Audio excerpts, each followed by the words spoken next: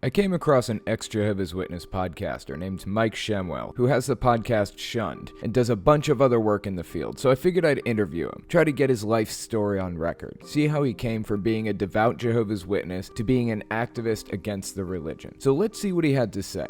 Let's get into it.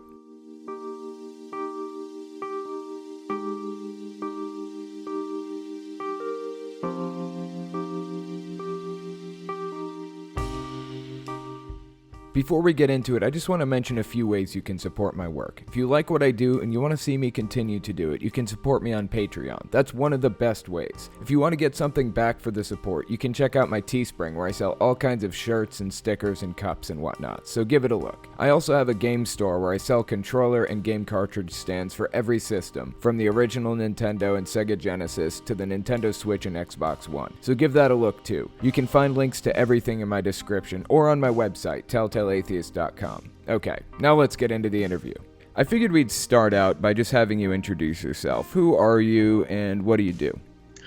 That's a broad question. My name's Mike Shemwell.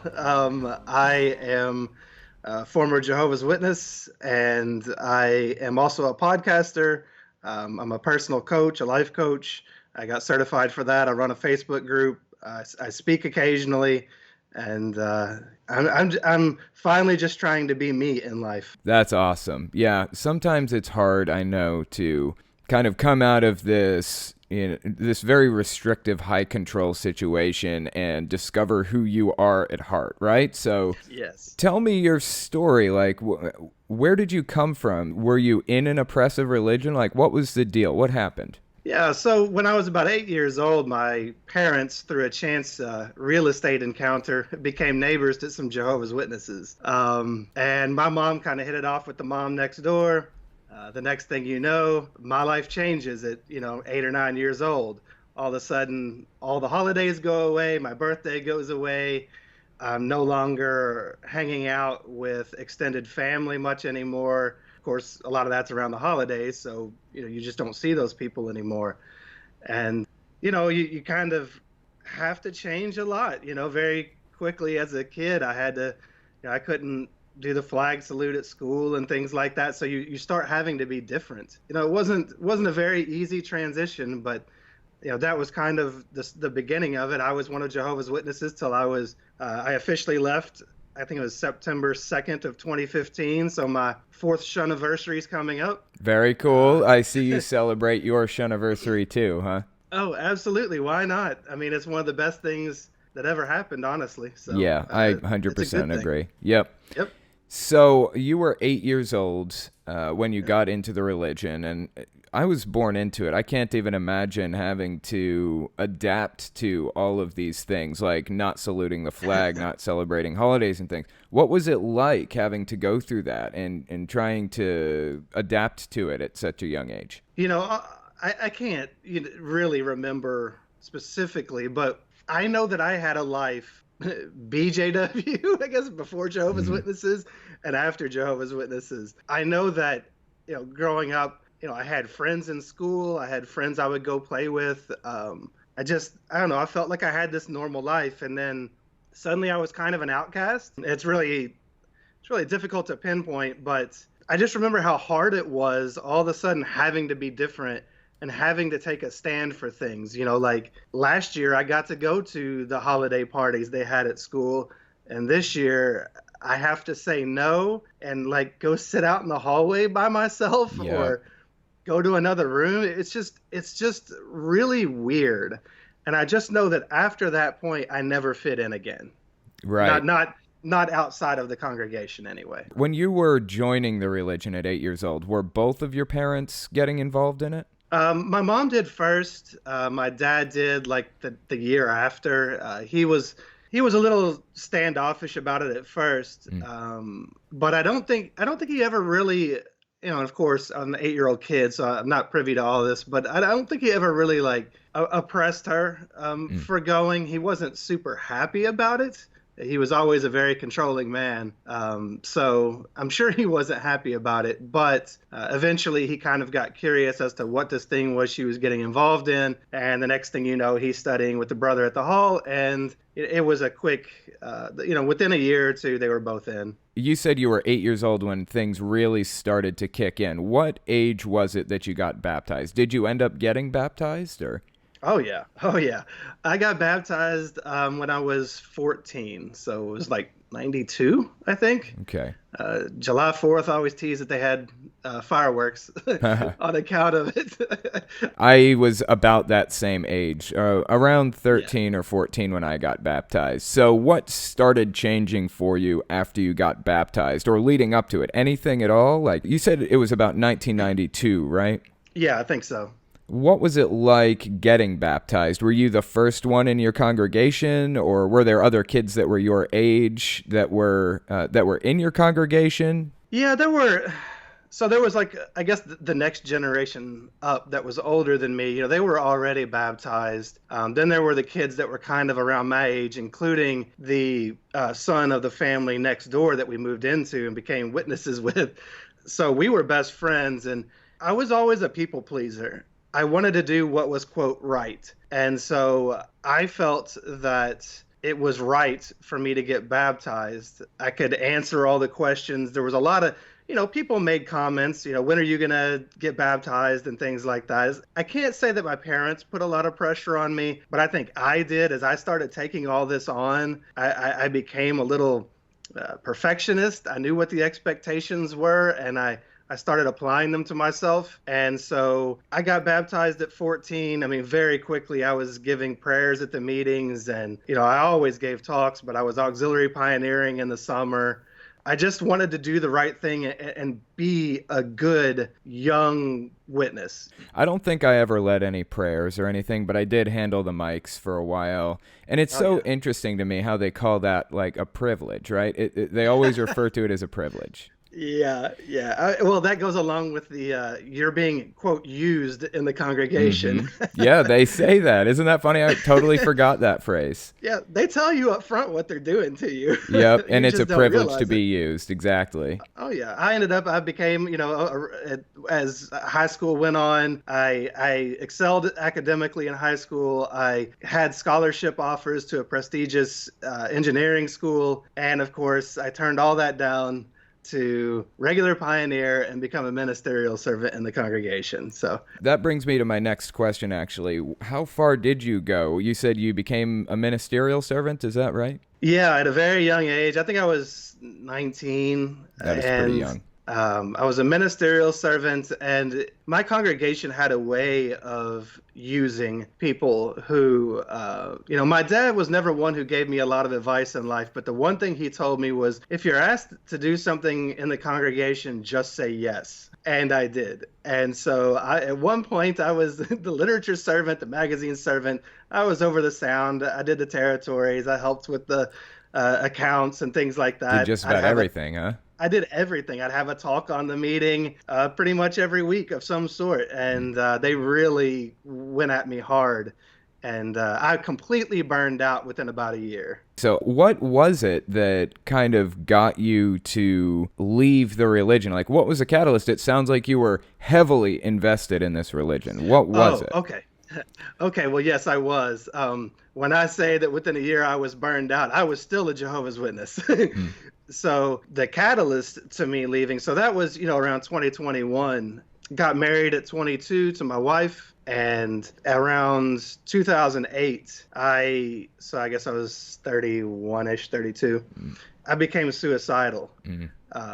The constant pressure of the organization, the way it just takes and takes and takes and never gives anything back, and the expectations that I had for myself and being in that environment, and the constant pressure to do more, give more, be more, you're never enough. I just got to a point where I couldn't understand how anyone else could do the things that I thought they were doing anyway, because of course I assumed everybody else had their act together. So that led me down a path of exploring things like, for one thing, I learned that I likely have ADHD.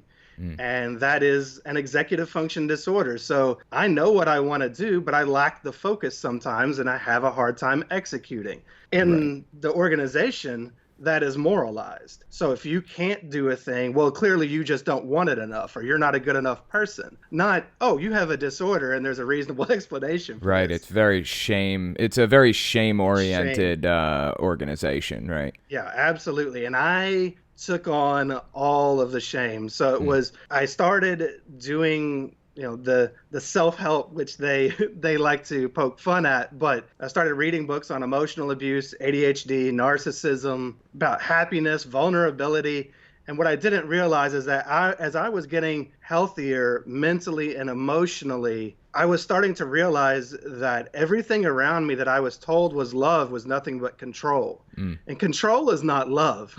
Control is not loving a person and not trusting that person and not accepting them for who they are. And so as I started to see that more and more, I became very disillusioned with the quote, brotherly love in the organization. And then it led me down the path of, well, if this isn't what it's supposed to be, what else might not be? I saw a lot of things in the organization. I thought I saw a lot of things that didn't add up. There's an interesting story. My wife and I owed $55,000 to the IRS, and we took 18 months and worked absolutely constantly. So we didn't go to any meetings. We got away from the indoctrination sessions. And it was during those 18 months while we were paying off that debt that my wife and I started having all of these doubts started coming up, because suddenly it's like our brains could finally process all the things we have been told for all those years and all the things that didn't add up. There you go. And there came the doubts, and eventually I asked her if it was okay if I went and looked at, quote, apostate material. Uh-oh. And I went on a forum called Jehovah's-Witness.com, and that was the beginning for me of realizing that not only was I not alone, but that other human beings saw the same thing that I saw, and then they knew a whole lot more than I did about other things I hadn't seen yet, and it all just started crumbling down. There you go. That is such an awesome thing to hear about. It's like you can tell that Satan's world got his hooks in you, though, right? Because the IRS, Satan planned that. I know he planned it. No, that was just poor money management from being one of Jehovah's Witnesses, right. Assuming the end would come and I wouldn't have to take care of the debt. There you go. See? It was kind of their own downfall, honestly. Yeah, absolutely. Absolutely. So you were telling me that your mom and your dad were in the religion. What changed in your relationship with them? Well, before we officially left, my wife and I decided to see my brother. And so I have a brother who's younger than me that was disfellowshipped and shunned probably 13, 14 years before we officially left. And I reached out to him. I found him on Facebook.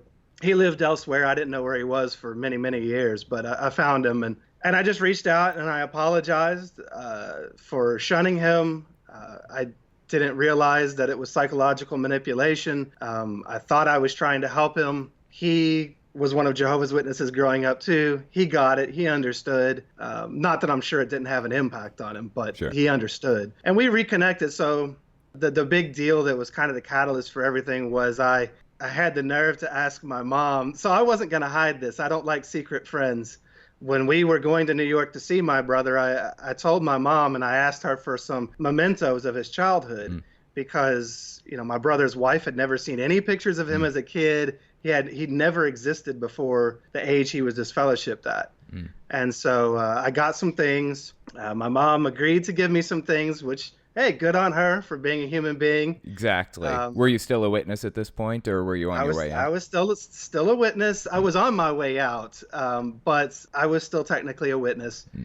And our big act of rebellion was going to see him in New York to meet him and see him and his wife.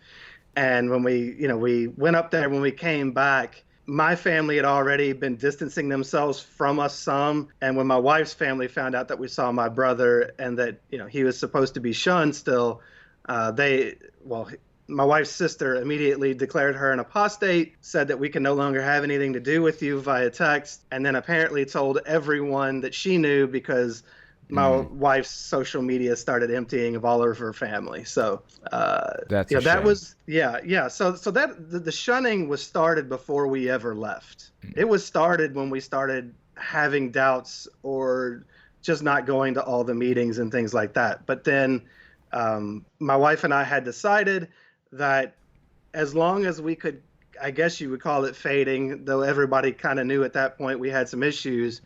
If we could continue fading, maybe our families would come around at some point. Maybe they were just angry and they'd settle down.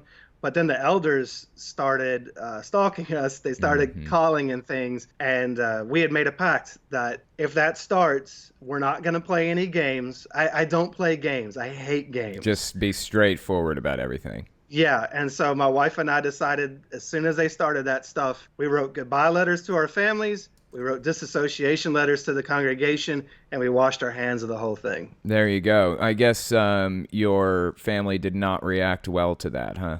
Oh, no. I mean, they had already started shunning us. So, that was they started shunning us probably 6 months before we actually left. So that was like the last step in the process then. Yeah, that was the last step. That kind of made it all final. And then, of course, all of our former friends that were Jehovah's Witnesses knew as well to start shunning. And, then it was, once you disassociate, that's dropping the bomb on it. Then it's official. So, yeah, I think what I'm going to do is I'm going to request disassociation letters or letters from family members for some of my viewers and see if they can send them to me and give them a read on air, because that'd be awesome. But the problem is, like, some of them are really personal and people don't want to show that or anything. You haven't displayed your letter of disassociation or anything, have you? I can't remember. I know I read my goodbye letter to my parents to my family on my first podcast I did. I don't think I read the disassociation letter, so I'm not sure that's public. If you want to get me a link to your first thing there where you read the goodbye letter, then I'll put it in a link in the description of this video. It sounds really interesting. Sure. So you end up leaving, and I'm wondering, did you have any other siblings, or was it just the one? Oh, no. I have two other younger siblings. One was married at the time. The other has recently gotten married and now has twins. And then my wife had 4 younger sisters. What affiliation do they have with the religion? Are they all still on the inside, or? So my mom, that younger brother and sister are all still Jehovah's Witnesses. My dad died about 6 months after I left. That was it was its own story. I wasn't invited to the funeral or anything. I did get to go see him at hospice one last time, and that was awkward, but we tried to get some better closure on that situation. But yeah, that's kind of how it's shaken out right now. I couldn't tell you where my brother, my sister, or my mom live. Somewhere around, I assume. So how long has it been since you were on the outside again? It'll be 4 years this September 2nd.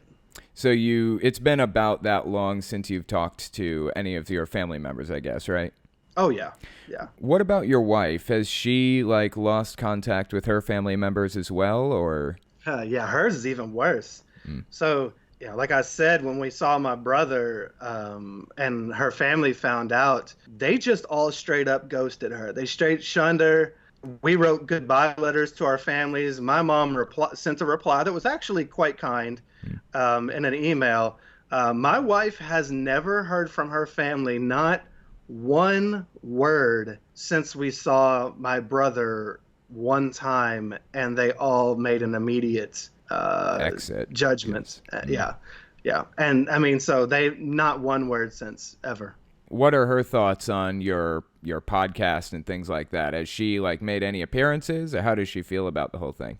Oh yeah. So my first podcast was This JW Life. That was my story. When I got done with my story, a lot of other people wanted me to help them tell theirs. So I started another podcast called Shunned, which I currently do. And the first episode of Shunned is my wife's story. She was the guinea pig. So she was the very first episode of that. She supports what I do. I handle most everything for the podcast, but she does the Twitter and Instagram because I don't have time and don't know those platforms well. Right. So she supports me completely. That's good. I was never married or anything on the inside of the religion, so I have to imagine that there's at least some comfort in the solidarity that you get with being with somebody who had been through the same experiences as you. I mean, if nothing else, and there's that consolation out of it, right? Yeah, she should have turned me in when I was the first one to start expressing Right. doubts vociferously, and she didn't. And but even at that, when you leave, you still have to, when everything gets torn down, and for me that included, and for my wife, not just the religion we were in, Jehovah's Witnesses, and our social circle, but also after we left, we started looking into the Bible as well. We're Mm. now atheists. Mm. But so you start losing all of that. You have to look at everything fresh. What is everything based on? And so that even meant our relationship. We had to even ask those questions, because you start wondering, what is real in this life? Yeah. We went through a thing together, but just because we went through it, does that mean just because we have shared experiences doesn't mean this is meant to be? Right. And obviously we've had those conversations and we're very happy together, but they still had to be had, because everything comes into question at that point. Yeah, and I feel like questioning everything like that is really important. In fact, I think I've talked about that before on my own channel, where you have to re-examine and reevaluate everything from the ground up, Yes. Like your feelings on homosexuality, your feelings on marriage, and just everything, evolution, all of it. And sometimes it's really hard. Sometimes you're still stuck in all that stuff for the rest of your life anyways. And in fact, in a lot of ways, my personality has been shaped by Jehovah's Witnesses in ways that I'll never be able to overcome. I'm sure you've had that experience too. Oh, yeah, of course. I think that I heard it said once that if you've been in a cult for, I think, more than 5 years, especially if you were raised in it, it's going to stick with you. You don't really erase all of that. And I had about an 7-8 year lead time before I left, where I was already changing as a person. So although I've only been out technically for 4 years, I've really got another 7 or 8 on top of that of very deep personal growth. Right. And so I don't really find a lot of it still in me today, but I still get a twinge at certain things, or I'll get triggered if I don't care if I see them going door to door. It doesn't trigger me so much, but when I see those cards, I hate those cards. Right. They bug me a lot, and it's just and they bug me because, and I do all the activism I do because I see the impact they have on people, and that will never leave me. Exactly. Tell me about your podcast a little bit. Did you say you have 2 different podcasts? What do you cover on them? So this JW Life was technically my JW Life. In that I covered my story, but I did it in a way I wanted my family, who was never Jehovah's Witnesses, and my new friends to understand who I was and where I came from. And so I did it in a way that helps people process their own story, but also that can help outsiders who are completely uninitiated to understand what the experience of being one of Jehovah's Witnesses is like. And so that's this JW Life. Now, Shunned podcast, that is me interviewing other people. The first, I think, 5 episodes are a different format. Episode 6, it's more interview style. And now we're up to, I don't know, high 30s. But they're long form stories, usually around 2 hours as far as interviews go. And we go through people's life from the time they became Jehovah's Witnesses to the time they left. And it's not just, let me say, it's not just Jehovah's Witnesses. I've interviewed people from the FLDS, Mennonites, Amish, a group called Is, Was, and Will Be, Pentecostals, a quote, racist family cult. So anywhere shunning occurs, including people who are PMO, or physically and mentally out Jehovah's Witnesses, who are afraid of shunning, these are the things we discuss. And, it's discussed in a way to try to help people let their burdens down, and then kind of, we always try to end on a high note if we can, sometimes, people have dreams and things they want to share or things they love about their new life at the end. And it's, some people, they're still stuck in it, because that's just real and that's okay. And we talk about that too. Well, I think what you're doing is really valuable, and I really appreciate that you're continuing to do this, because personally, from personal experience, I know that sometimes it isn't easy to sit here and talk about your own experiences. I know that, my guests sometimes have a really hard time. I've had people break down crying, telling me their stories. So yep. I appreciate you doing what you do. On that note, was there anything else that you wanted to cover before we move on? I just recently, last week, started something called the Shunned Recovery Project. And the goal is to have online meetups where people can come and talk about all this stuff. Like I said, I am a certified life coach. I do one-on-one personal coaching, but I also do these groups. And I have a Facebook group as well called Shunned Podcast. And so I do this to try to help people be seen and heard and not feel alone, get a little community, get some clarity and validation. These are things that people get when they kind of get together and can talk about this stuff. And so, welcome anybody to that. It's all on the shunnedpodcast.com website. And if anybody is going to be in New York or lives in New York, there's actually a really cool conference going on in October in New York City. It's called When Rights and Religions Collide. And I will be a panelist on there. But there will be a lot of speakers from a lot of different religions and psychologists and social workers. And it's just going to be a cool conference that will help people talk about this stuff and maybe get some of the help they need. So I'm going to travel a little bit and do a little speaking and hopefully help in other ways. So that's just kind of what I do. I like to help where I can. That sounds fantastic. And if you get me links to some of that stuff, then I can put it in the description. So anybody curious can just take a look, click on those links. Like I said, I appreciate what you're doing and I think it's valuable. And hopefully we'll have another conversation soon, okay? Yeah, man, I appreciate it. Thank you for the time. That's all I've got for you. If you like what I do and you want to see me continue to do it, you can support me on Patreon. That's one of the best ways. If you want to get something back for the support, you can check out my Teespring where I sell all kinds of shirts and stickers and cups and whatnot, so give it a look. I also have a game store where I sell controller and game cartridge stands for every system, from the original Nintendo and Sega Genesis to the Nintendo Switch and Xbox One, so give that a look too. You can find links to everything in my description or on my website, telltaleatheist.com. Okay, thanks for watching, guys.